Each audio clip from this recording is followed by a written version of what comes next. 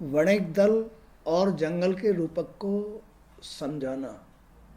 वणिक दल, वणिक दल माने व्यापारिक दल।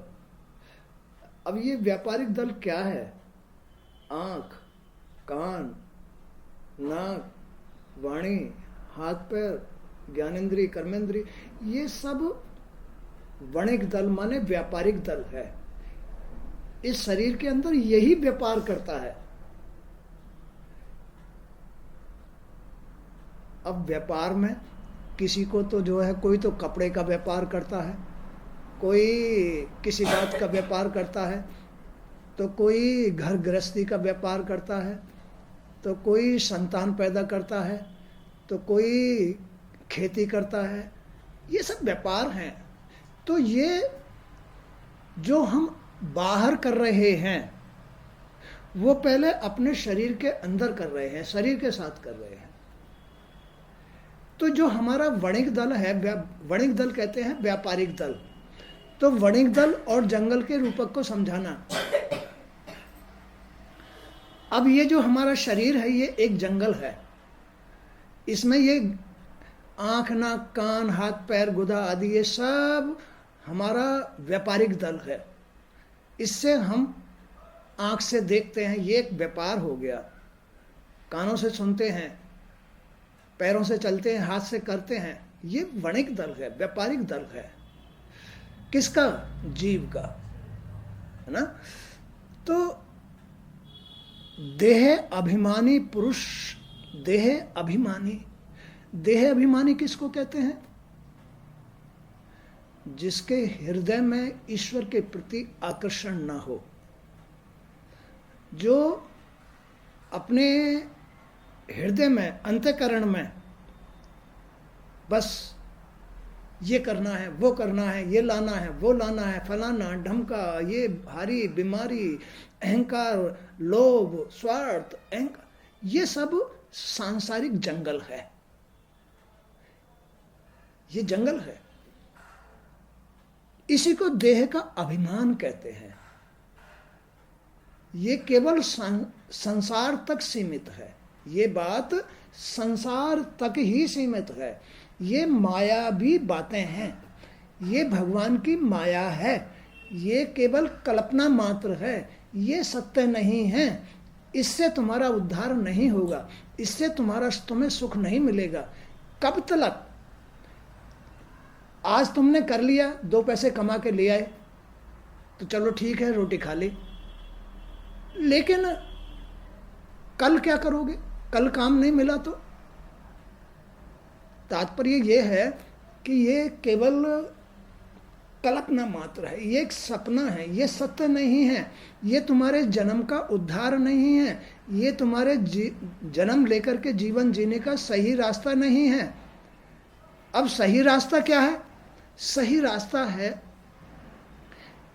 कि तुम्हारा शरीर स्वस्थ रहे, तुम्हारा मन स्वस्थ रहे, तुम्हारी बुद्धि स्वस्थ रहे, तुम्हारे विचार स्वस्थ रहें, तुम्हारी आंखें, तुम्हारे कान, तुम्हारे खाना पीना, तुम्हारे कपड़े आदि व्यवस्था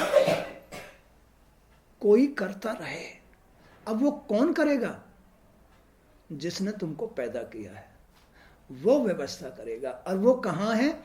तुम्हारे हृदय में आकर्षण, उसके प्रति आकर्षण। जब तक तुम्हारे अंतःकरण में उसके प्रति आकर्षण नहीं होगा, खिंचाव नहीं होगा, उसकी सेवा नहीं होगी, तब तक तुम कुछ नहीं कर सकते। तो इसलिए अब ये चीजें कैसे पैदा होती हैं? एक तो अभिमान हो गया। अभिमान जब आदमी संसार के वस्तुओं में, संतान में, पैसा में, संपत्ति में, इसमें डूब जाता है, विषय विकारों में डूब जाता है, तो उसके प्रति प्रेम खत्म हो जाता है, आकर्षण खत्म हो जाता है। बोलो, खत्म हो जाता है नहीं? तुम्हारे अंतःकरण में, तुम्हारे मन में, तुम्हारे हृदय में उसके प्रति आकर्षण खत्म हो जाता है।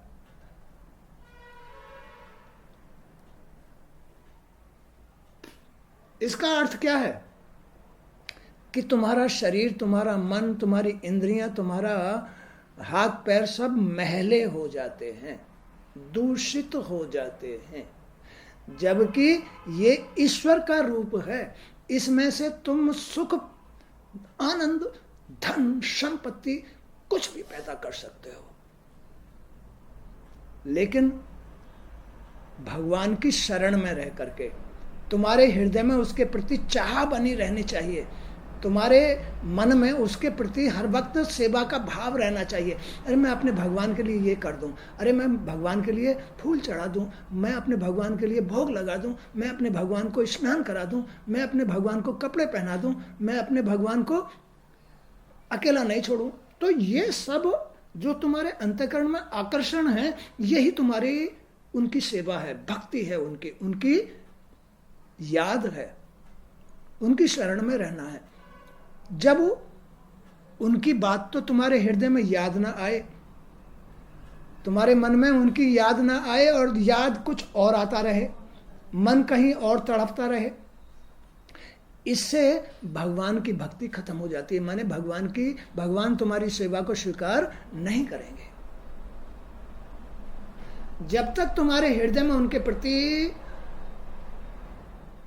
आकर्षण नहीं है, विशेष आकर्षण, भगवान से प्रेम का आकर्षण, भगवान को मानने वाला आकर्षण, भगवान की सेवा का आकर्षण, भगवान को हर वक्त अपने हृदय में विराजमान रखना, याद रखना, वो है तुम्हारी पूर्ति, वो है तुम्हारा जीवन की सफलता, आनंद। उस टाइम तुम्हारी बुद्धि शुद्ध रहेगी, तुम्हारा मन शुद्ध रहेगा, तुम्हारे विचार शुद्ध रहेंगे, है ना। जितना तुम अपने इस आंतरिक सिस्टम को, हृदय को शुद्ध रखोगे, वही भगवान का साथ है, उसको ही भगवान का साथ कहते हैं। लेकिन देह अभिमान क्या है? अभिमान जब आदमी भगवान से विमुख हो जाए, इस आनंद से विमुख हो जाए, जब इस सुख से विमुख हो जाए, कब होता है? जब संसार में घुस जाता है, तो इस आनंद से विमुख हो जाता है, इस सुख से विमुख हो जाता है, अच्छे कर्मों से विमुख हो जाता है। अब क्या करेगा आदमी? अभिमान में क्या करेगा? जब तुम संसार में घुसे रहोगे, माने कि भगवान को याद नहीं करोगे, भाव भक्ति नहीं करोगे, तो फिर क्या होगा? तुम्हारा मन महला रहेगा, बुद्धि महली रहेगी, ध्यान विचार कहीं और जगह ही जाते रहेंगे। जवान भगवान का भजन राम राम राम राम नहीं भजेगी, जवान वाणी जो है क्या भजेगी? इसकी बुराई, उसकी बुराई, वो ऐसा है, वो ऐसे कह रही थी, वो ऐसे कह रहा था, वो ऐसे रहता है, वो है ना फलाना। मतलब अभिमान में वाणी इस प्रकार चलती है और भगवान के आकर्षण में उसका नाम पुकारती है। तो जब तक तुम्हारी वाणी पर उसका नाम नहीं आया है, समझ लो अभिमान है। और उस अभिमान में आदमी ऐसे ही गिरता है, कभी बीमार होता है, कभी अशांत रहता है, तो कभी किसी बात की टेंशन हो जाती है, चिंता हो जाती है और सब कुछ खराब हो जाता है। अभिमान में तो ये हालत होती है। आदमी गलत रास्ते चला जाता है, आदमी दारू पीना शुरू कर देता है अभिमान में, भूल में, भगवान का भजन नहीं करता है, तो उसकी वाणी पर भगवान का नाम नहीं रहेगा, तो अभिमान उसे अपने जंगल में खींच कर ले जाएगा, यानी बुराई में खींच कर ले जाएगा। तो देह अभिमानी पुरुष शुभ, अशुभ और मिश्रित 3 प्रकार के कर्म करता है। कभी शुभ कर्म कर लेता है, कभी प्रसाद बांट देता है, कभी जो है शिवलिंग स्नान करा देता है, कभी गुरुओं की जैसे तैसे करके गुरुओं की शरण में आ जाता है। तो कभी तो शुभ कर्म करता है, कभी अशुभ कर्म करता है। इसमें एक एक कर्म का हिसाब किताब है इस शरीर के अंदर। ये शरीर बड़ा अनमोल रत्न है, इसमें एक एक कर्म का हिसाब किताब है। जब भी तुम शुभ कर्म करोगे तो तुम्हारे भाग्य में भगवान का साथ होगा। जो मिलता है वो भाग से मिलता है। अब भाग्य को बनाने के लिए तो अच्छा कर्म करना पड़ेगा, अच्छा कर्म करना पड़ेगा। क्या अच्छा कर्म है? नहाना धोना, ये सब अच्छे कर्मों में आते हैं। समय से उठना, समय से नहाना, समय से मतलब पूजा करना, गुरुओं की शरण में आके भागवत सुनना या भागवत सुनाना, ये अच्छे कर्म है। किसी भूखे को अन्न खिलाना, संतों की सेवा करना, गुरुओं की सेवा करना, है ना, भूखे प्यासे को भोजन कराना, किसी लंगड़े लूले को मतलब सहायता करना, ये सब अच्छे कर्म हैं। पक्षियों को दाना डालना, चिड़िया चौंटाओं को पानी पिलाना, ये सब अच्छे कर्म। जितना तुम अच्छे कर्म करोगे तुम्हारे भाग में भगवान का साथ जाएगा। आज तुमने अगर एक मुट्ठी दाना तुमने चिड़ियाओं को डाल दिया तो समझ लो कि उसमें जितने दाने हैं इतने दिन तक तुम जो है तुम्हें अन्न मिलता रहेगा। इसमें एक एक बात का हिसाब किताब है।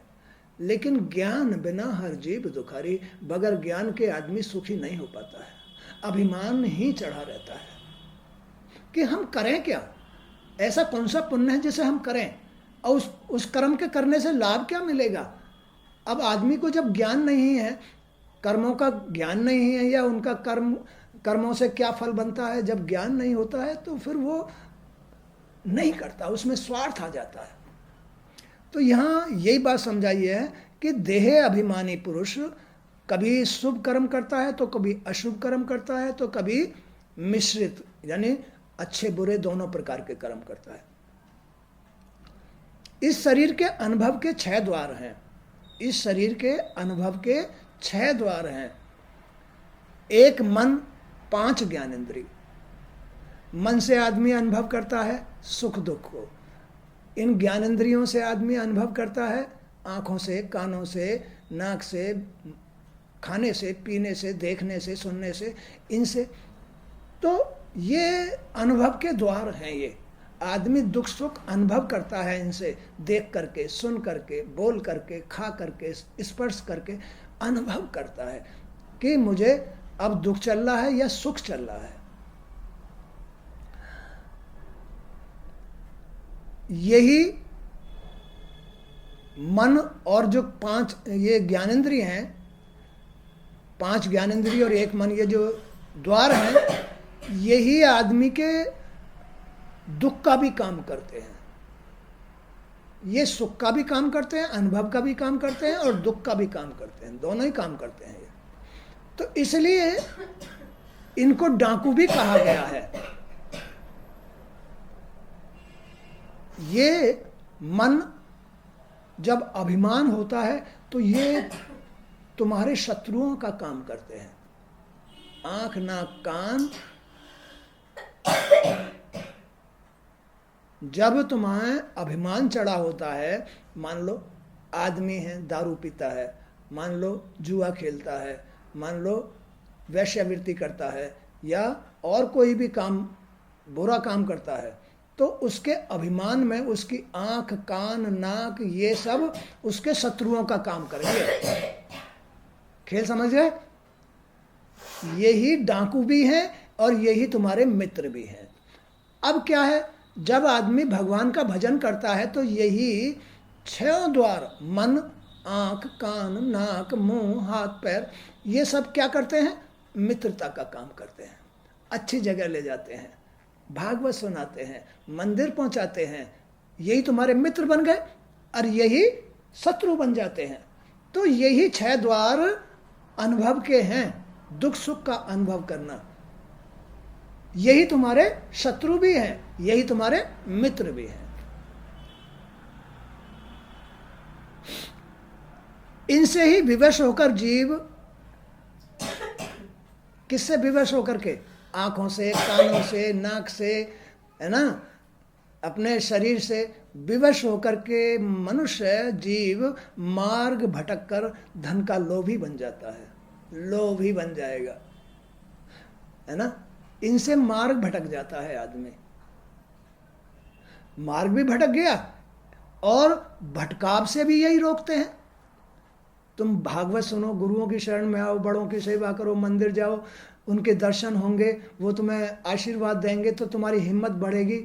तुम्हें मतलब यही, जब तुम्हारी आंख देखेंगी कि हाँ गुरुओं से आशीर्वाद मिल रहा है तो तुम्हें हिम्मत आएगी। यही तुम्हारी हिम्मत का काम करते हैं। जब तुम कानों से अच्छी बातें सुनोगे, भागवत सुनोगे, तो ये तुम्हें हिम्मत देगी। यही तो तुम्हारी हिम्मत का काम करती हैं और यही तुम्हें तुम्हारी हिम्मत तोड़ देती है। खेल समझ में आ गया? तो यही जो तुम्हारे 5 द्वार हैं, यही तो तुम्हें सुख अनुभव कराते हैं, और यही 6 द्वार तुम्हें दुख का अनुभव कराते हैं। अब मेन चीज है इसमें जी। ये सारे जो द्वार हैं, ये सब तुम्हारे जी का काम करते हैं।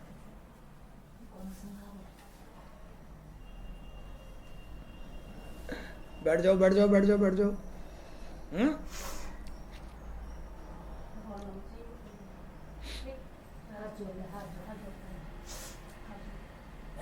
तो इनसे विवश होकर के जीव मार्ग भटककर धन का लोभी बन जाता है। लोभी वणिक बंजारों की भांति श्री हरि की माया से प्रेरित होकर संसार रूपी बीहड़ जंगल में लुट जाने के लिए पहुंच जाता है। इन्हीं द्वारों के द्वारा, इन्हीं द्वारों से, आंखों से, कानों से, नाक से, मुंह से, त्वचा से, इनसे ही और मन से, इनसे ही तो आदमी भगवान की माया रूपी जंगल में भटकने के लिए पहुंच जाता है।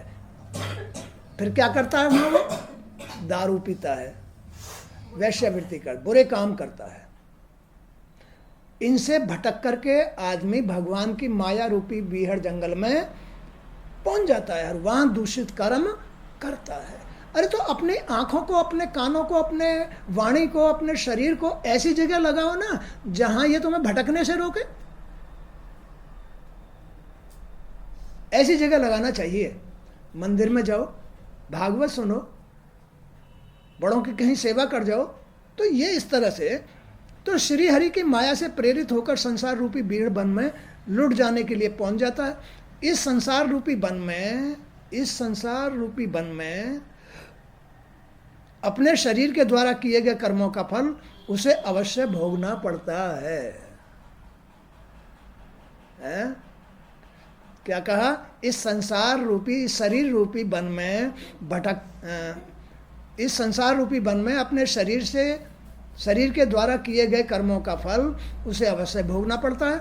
इस वन में भटकते हुए उसे व्यापार में सफलता मिले या न मिले, वह श्री हरि और महात्माओं की संगति में नहीं जाता है ना? मन नहीं करेगा उसका महात्माओं की, संतों की या गुरुओं की संगत में वो नहीं जाएगा।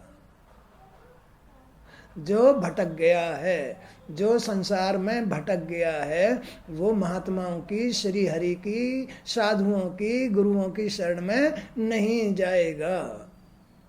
वो तो भटक गया है।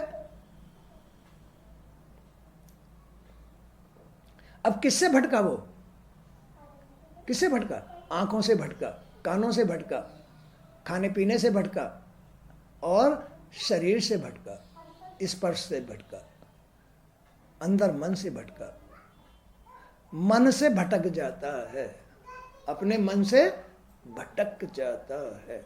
भटका हुआ जी संसार रूपी बीहड़ जंगल में दूषित कर्म करता है।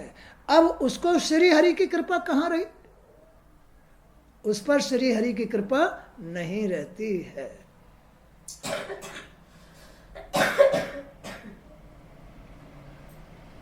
इसलिए आदमी को इन आंखों से बुरे दृश्य नहीं देखने चाहिए, इन आंखों से बुरे दृश्य नहीं देखने चाहिए, इन कानों से बुरी बात नहीं सुननी चाहिए, इस वाणी से बुरे शब्द नहीं बोलने चाहिए, इस शरीर से गलत स्पर्श नहीं करना चाहिए। यही तुम्हारा मन है। अगर तुम्हारा मन पवित्र है तो तुम्हें श्री हरि में लगाएगा, तुम्हें भटकने से बचाएगा, जी को भटकने से बचाएगा। जी तो भटकता है, तो अगर तुम्हें भटकने से बचना है तो अपने मन को श्री हरि में लगाने के लिए प्रेम यानी उसे पवित्र करो। मन को पवित्र करने का मतलब है अपनी आंखों को अपने जी से, अपने ध्यान से नहीं, ये मेरा दादा है, ये मेरा बाबा है, ये मेरी बेटी है, ये मेरी माँ है, अपने ध्यान से अपने जी को रोको, अपने ध्यान से अपने जी को रोको और रोक करके अपने मन को पवित्र रखो। अगर तुम अपने मन को पवित्र रखते हो तो तुम्हें भगवान प्राप्त हो जाएगा। मन चंगा तो खटोटी में गंगा। अब मन इनसे ही तो खराब होता है और इनसे ही पवित्र होता है। तो खेल है मन का। तो अपने ज्ञानेंद्रिय और इन कर्मेंद्रियों को जो थाम लेता है अपने ध्यान से कि नहीं, गुरुजी ने ऐसा बताया था, हमें अपनी आंखें बड़ी पवित्र बना के रखनी चाहिए। अब ये पवित्र तुम ध्यान से ही कर सकते हो। इनको आंखों को तभी रोक सकते हो, नहीं तुरंत गुरुजी की बात ध्यान आएगी, नहीं गुरुजी ने कहा था आंखों को पवित्र रखना है, ये तो मेरा बाबा है, ये तो मेरा दादा है, ये तो मेरा भैया है, ये तो मेरा ताऊ है, ये तो मेरी माँ है, ये तो गुरुजी हैं फलाना। तो जो अपने ध्यान से अपने इंद्रियों को, इन ज्ञानेंद्रियों को रोक लेता है, उसका मन पवित्र हो जाता है। और जिसका मन पवित्र हो जाता है, खटोटी में गंगा मिल जाती है। खटोटी में ही गंगा, इसमें ही पवित्र गंगा जो है तुम्हें मिल जाती है, स्नान करने को मिल जाती है। तो श्री हरि की माया से प्रेरित होकर संसार रूपी बीहड़ जंगल में लुट जाने के लिए वो जीव पहुंच जाता है। इस संसार रूपी वन में अपने शरीर के द्वारा किए गए कर्मों का फल उसे अवश्य भोगना पड़ता है। इस वन में भटकते हुए उसे व्यापार में सफलता मिले या न मिले, वह श्री हरि और महात्माओं की संगति में नहीं जाता है। अब इस संसार में तो सफलता उसी आदमी को मिलती है जिसके भाग्य में भगवान का साथ होता है। और भाग्य बनता है कर्म से। भाग्य तो बनता है कर्म से, लेकिन कर्म तो वही सफल करेगा जो श्री हरि की शरण में रहेगा। जो भटक गया है इस संसार में, वो सही कर्म कहाँ करेगा?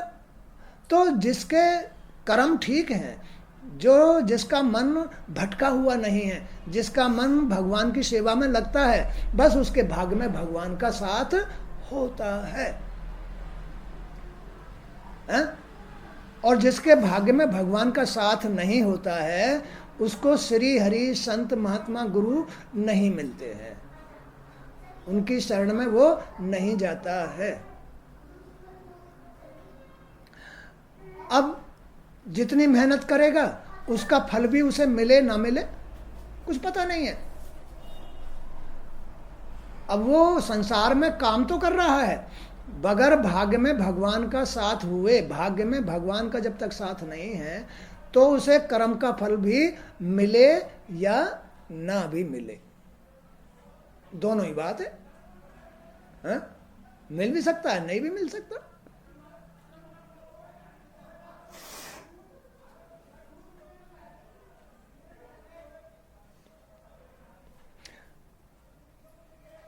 अब कभी वो जाता भी है, वो आदमी गुरुओं की, संतों की, महात्माओं की, बड़ों की, माँ बाप की शरण में जाता भी है तो स्वार्थ लेके जाएगा, स्वार्थ लेके जाएगा। मेरा ये काम कर दो, मुझे पैसे दे दो, मुझे कहीं से मतलब जो है कर्ज दिलवा दो, फलाना दिलवा दो, मेरे पास रोटी नहीं है, मेरे पास कपड़ा नहीं है, मेरे पास पैसा नहीं है। तो जाएगा भी तो स्वार्थ में जाएगा। इसी से उसे अनेकानेक दुख उठाने पड़ते हैं, इसलिए उसे दुख उठाने पड़ते हैं। अगर वो माँ बाप की, अगर वो गुरुओं की, अगर वो संतों की, अगर वो महात्माओं की शरण में रह कर के अपनी इंद्रियों को, ज्ञानेंद्रियों को, कर्मेंद्रियों को शुद्ध कर ले तो उसका मन पवित्र हो जाएगा। फिर उसे भटकने वाला मन नहीं रहेगा। फिर वो ना रोटी के लिए भटकेगा, ना पैसे के लिए भटकेगा, ना काम के लिए भटकेगा, ना कहीं संसार में दुख उठाएगा, सब कुछ मिलेगा फिर उसको। तो खेल सारा अपने मन का है, अपने मन को रोकना पड़ता है, और वो रुकता है ध्यान से। जब तुम्हारे पास ध्यान ही नहीं है कि गुरुओं ने ऐसा कहा था, गुरुजी ने ऐसा कहा था, गुरुजी ने जो है अपने मन को साफ रखने के लिए अपने आँखों को, अपने कानों को, अपनी नाक को, अपनी वाणी को, अपने शरीर को बचा के रखना है, बचा के रखो। तो तुम अपने मन से ठीक रहोगे।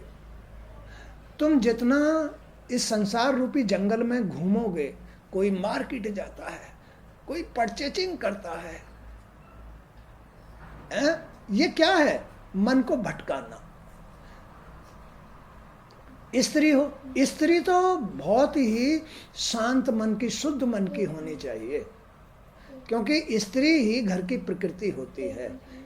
स्त्री को कभी भी मार्केट नहीं घूमना चाहिए, स्त्री को कभी भी दुकानों पर नहीं जाना चाहिए, स्त्री को कभी भी दूसरों के घरों में नहीं बैठना चाहिए।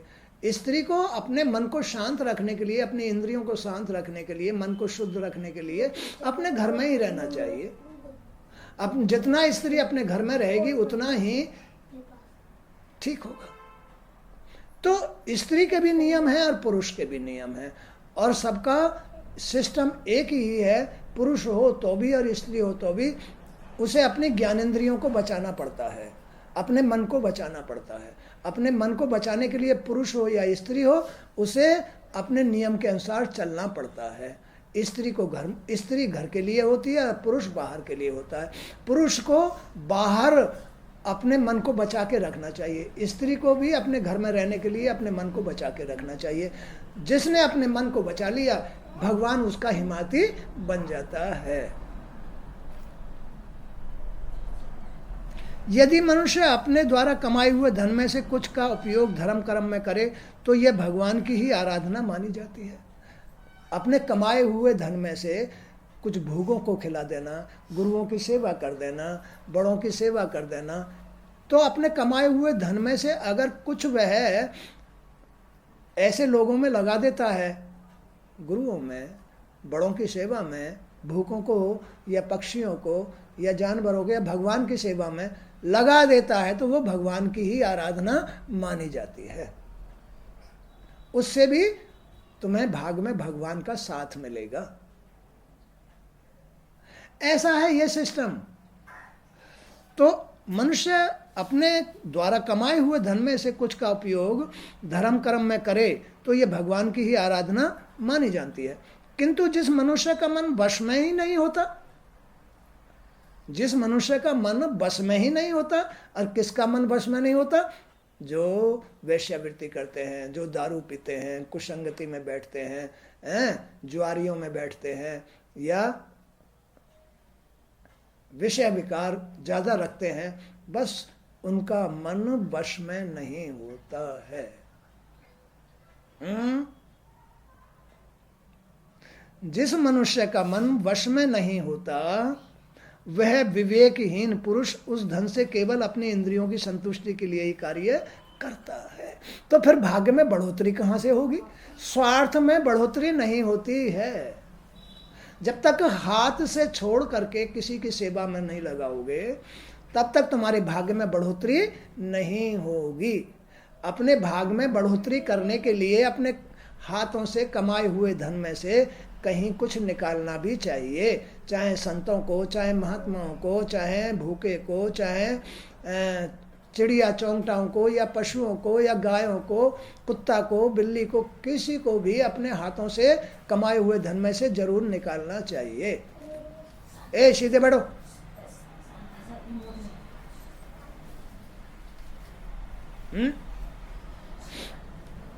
जीने की कला आ रही है समझ में? कैसे जिया जाता है? ये ऐसा खेल है। अब इसमें से कुछ करोगे नहीं तो स्वार्थ में कहां से भगवान देगा? स्वार्थ में तो आदमी के भाग में, और भाई कमा लाए तो खा लिया, नहीं कमा लाए तो नहीं मिला, बैठे रहो, भगवान मदद नहीं करेगा। अब क्यों नहीं करेगा? जब मन ही अच्छा नहीं है, मन ही पवित्र नहीं है, तो फिर वो ऐसे कर्म कहां से करेगा? भगवान की सेवा कहां से करेगा? भगवान का भाग में साथ कहां से लेगा? ऐप करने लगी, फिर भगा दूंगा ऐसे।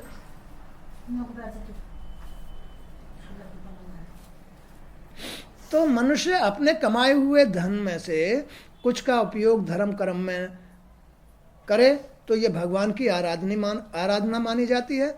किंतु जिस मनुष्य का मन वश में नहीं होता है, वह विवेकहीन पुरुष उस धन से केवल अपनी इंद्रियों की संतुष्टि के लिए ही कार्य करता है। और इस प्रकार विषय भोगों में पड़कर वह मनुष्य उसी प्रकार लुट जाता है। विषय विकारों में पड़ करके वो मनुष्य ऐसा लुट जाता है कि उसके पास, बेचारे के पास कुछ भी नहीं रहता है। फिर जब तुम्हारे भाग में ही कुछ नहीं है, तुमने ऐसा कोई बीज ही नहीं बोया, तुमने ऐसा कोई कर्म ही नहीं किया, किसी को दान नहीं किया, कहीं तीर्थ नहीं किया, कहीं कभी किसी की मदद नहीं की, तो तुम्हारे भाग में भगवान का साथ पुण्य कहाँ से होगा? फिर भाग्य, जितना भाग्य में था उतना तुमने खा लिया, अब कल के लिए कुछ नहीं रहा, कल के लिए कुछ नहीं रहता है। इसलिए इन हाथों से हर वक्त कुछ ना कुछ करते रहना चाहिए। तो आज नहीं तो कल, कल फिर तुम्हारा दिन ठीक हो जाएगा।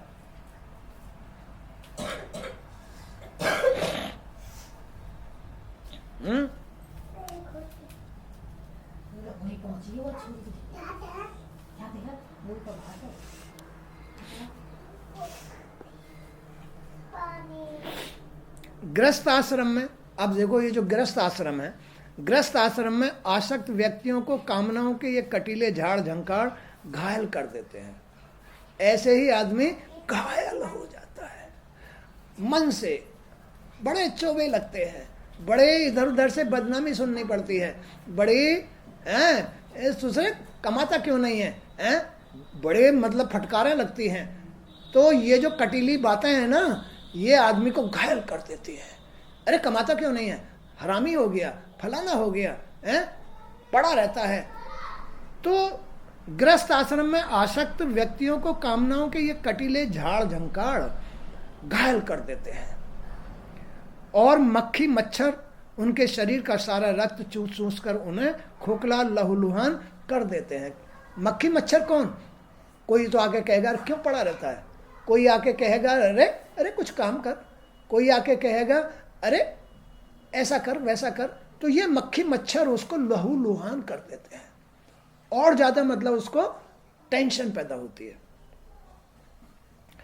तो फिर भी वे कामनाओं के इस जंगल से निकलना नहीं चाहते। वे इस मृत्यु लोक को ही गंधर्व लोक समझते रहते हैं। वे इसकी नश्वरता और अशक्तता से पूरी तरह अनभिज्ञ रहते हैं। इस संसार की इन बुराइयों की अनभिज्ञता से अनजान रहते हैं कि भैया रे ये बुराई है, इन बुराइयों को कभी नहीं अपनाना चाहिए। इस जीवन को जन्म लेकर के बड़ी सावधानी से भगवान की शरण में रह करके मन को शुद्ध रख करके जीना चाहिए। मन को शुद्ध रख करके ही जीना चाहिए, तभी तुम्हें ये मच्छर मक्खी नहीं काटेंगे, तभी भाग्य में तुम्हारे में भगवान का साथ होगा। अन्यथा लोग बाग बड़ी बुराई करेंगे, बदनामी देंगे और ये करेंगे वो करेंगे। तो इन बातों से बचने के लिए आदमी को अपने मन को सावधानी से रखना चाहिए, पवित्र रखना चाहिए। अब मन पवित्र तभी होगा जब तुम्हारी ज्ञानेंद्रिय कर्मेंद्रिय शुद्ध रहेंगी, और फिर भगवान की याद आएगी, भगवान की शरण रहेगी।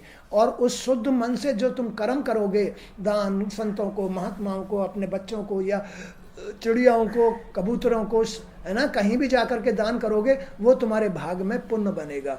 वो पुण्य ही भगवान का साथ होता है। अब इसके साथ से ही कल का दाना तुम्हें तैयार मिलेगा। अब तुम अगर मन से अपवित्र हो और खूब कमा भी रहे हो, तो आज तो खा लो, कल के लिए कुछ नहीं रहेगा। इसलिए ये जो सिस्टम है, ये जो गृहस्थ आश्रम है, गृहस्थ आश्रम में आसक्त व्यक्तियों को कामनाओं के कटीले झाड़ झंकार घायल कर देते हैं, और मक्खी मच्छर उनके शरीर का सारा रक्त चूस चूस कर उन्हें खोखला कर देते हैं। फिर भी वे कामनाओं के इस जंगल से निकलना नहीं चाहते, क्योंकि ज्ञान नहीं है, कहीं से सुना नहीं है, गुरुओं का आशीर्वाद नहीं मिला है, दुआ नहीं ली है, तो उनको ज्ञान कहाँ से आएगा। फिर भी वे कामनाओं के जंगल से निकलना नहीं चाहते।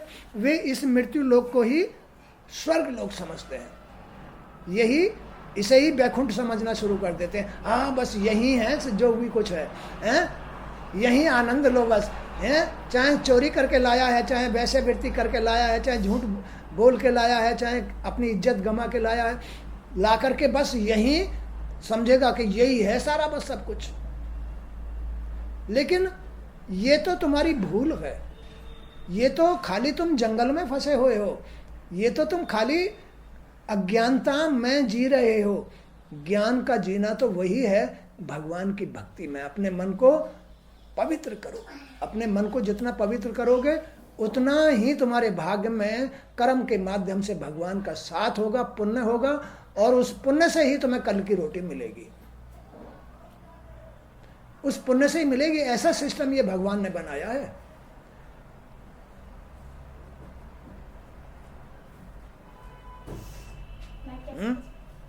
तो वे इस मृत्युलोक को ही गंधर्व लोग समझते रहते हैं। वे इसकी नश्वरता और असत्यता से अनभिज्ञ रहते हैं, है ना। इस शरीर की नश्वरता से और असत्यता से, इस संसार की, इस शरीर की असत्यता नश्वरता से ऐसा आदमी अनभिज्ञ रहता है कि ये कुछ नहीं है, ये नश्वर है। जो सत्य है उसको ही अपनाओ। सत्य है मन की सच्चाई, मन की पवित्रता ही सत्य है ना। इन ज्ञानेंद्रियों को शुद्ध रखना ही सच्चाई है। देने वाला तो भगवान है, और कंगाल होने वाला जी है। जी जब इस अपवित्र मन का साथ ले लेता है तो कंगाल हो जाता है, दरिद्र हो जाता है, भटक जाता है। जीव जब पवित्र मन का साथ लेता है तो भगवान का साथ मिलता है। भगवान के साथ से तुम आनंद से अपनी गृहस्थी को चला सकते हो, सब कुछ ठीक रहेगा। धन, स्त्री और पृथ्वी का लोग उन्हें मृग तृष्णा के समान भटकाता रहता है। ऐसे लोगों को क्या, धन, स्त्री और पृथ्वी का लोग यानी संपत्ति का लोग, उन्हें मृग तृष्णा की तरह भटकाता रहेगा। जैसे मृग कंडूल वो होती है ना, मृग के उसमें नाभि में ही कस्तूरी होती है, और वो इधर उधर उसकी खुशबू लेने के लिए मतलब जो भागता रहता है। कस्तूरी कुंडल बसे मृग ढूंढे बनमा है। कस्तूरी मृग की टूंडी में ही होती है, लेकिन वो उसे पाने के लिए भटकता रहता है। ईश्वर तुम्हारे सुख, तुम्हारे आनंद तुम्हारे अंदर ही होता है, लेकिन तुम समझ नहीं पाते हो अज्ञानता में। कौन नहीं समझ पाता है? धन का लोभी, स्त्री का लोभी और संपत्ति का लोभी कभी भगवान को नहीं समझ पाता है। खेल समझ गए? तो इन्हें पाने की लालसा में कभी समाप्त, इन्हें पाने की लालसा कभी समाप्त नहीं होती है। कामनाओं की धूल और आंधी उनकी आंखों में इस प्रकार भर जाती है कि वे अपनी आंखों को खोलना ही नहीं चाहते, है ना। इन विषय विकारों की, इन खराबियों की धूल आंखों में ऐसी भर जाती है कि फिर ज्ञान की दृष्टि खुलती ही नहीं है। उल्टे उन्हें मलने लग जाते हैं और दुख उठाते हैं। तो ये इस प्रकार का खेल है। ये शरीर जितना, नहीं मानोगे तुम, ये शरीर है, इसमें ही तुम्हारी सफलता भी है, इसमें ही असफलता है। जब तक तुम संसार के बीहड़ जंगल में लुटते रहोगे तब तक दुखी रहोगे, और जब तुम इस संसार के बीहड़ जंगल में भगवान को भजोगे, बीहड़ जंगल में भगवान को भजोगे, तो तुम्हारे महल दुमहले खड़े हो जाएंगे। और भगवान का भजना ही तुम्हारे मन की शांति, सुख, आनंद, गृहस्थी की पूर्ति, बच्चों की पूर्ति, सब कुछ भगवान की भाव भक्ति में है। तुम्हारा मन है, अपने अपने मन को देख लो, अपने अपने मन को। जब ये 12 बाट होता है तो क्या हालत होती है। जब ये मन को तुम संभालते हो, इस मन से तुम दो पैसे साधुओं में, संतुओं में, या पक्षियों में, या गायों में, कुत्ता में, बिल्ली में अपनी मेहनत का लगाते हो, तो ये कभी अखारत नहीं जाता है। ये लौट के तुम्हें मिलता है। किस रूप में मिलता है? पुण्य रूप में मिलता है। भगवान का साथ मिलता है कि तुमने मेरे जीवों को चुग्गा डाला, तुमने मेरे जीवों को आदर दिया, तुमने संतों को आदर दिया, तुमने गुरुओं को आदर दिया, तो वो लौट के तुम्हारे भाग में जाता है, और उससे तुम्हें कल का सहारा मिलता है, परसों का सहारा मिलेगा। तुम 1 पैसा खर्च करोगे, वो 10 लाख देगा। तो देखो इस जीने का एक ढंग है, ऐसा इस भगवान ने ये संसार बनाया है, शरीर बनाया है, इसमें से ही सब कुछ मिलता है। तो आज का सत्संग भी यहीं तक। जय श्री कृष्ण। हे प्रभु आपकी जय।